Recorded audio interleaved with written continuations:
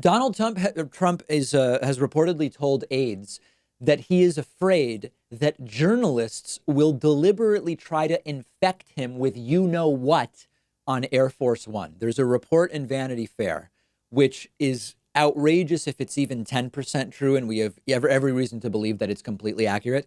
Among other things, Donald Trump is melting down over the idea that somebody on Air Force One might weaponize the virus against him and try to deliberately infect him while on his government airplane. Donald Trump has also been spotted over the weekend refusing to shake the hand of a supporter. The supporter holds out his hand, as you're seeing on the video. Trump says something. Presumably, we're not supposed to be shaking hands anymore. And then the supporter kind of offers his elbow, and they do an elbow bump instead. And so the reason I'm telling you this is not that I want Donald Trump to get infected or anything of the sort, although he may already be, as people are speculating. I don't know how likely that is. The reason I'm telling you this is that it is proof that Trump is lying all the time about this. Trump publicly says everything's under control. There's nothing to fear. It's no big deal. It's overblown. We're on top of it. The Dems are exaggerating. But privately, Trump clearly knows this is bad. Privately, Trump is worried that journalists on his airplane will weaponize the infection against him.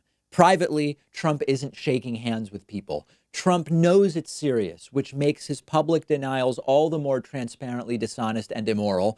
If Trump claims this is like the flu, and we should treat it like the flu, why is he refusing handshakes? He didn't do that previously when the flu was going around, which it is now as well.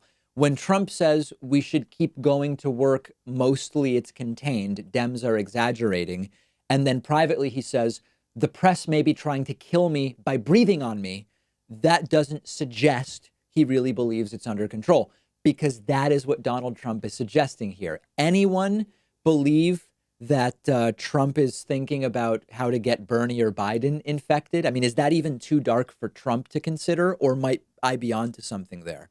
Donald Trump claimed he would keep doing his MAGA or CAGA rallies, or whatever they're being called at this point, because this isn't serious, except when you go to Donald Trump's website, there are no rallies scheduled under the events page. It says under rallies, none scheduled. Guys, he knows it's serious, but he's lying to you. He's not doing rallies.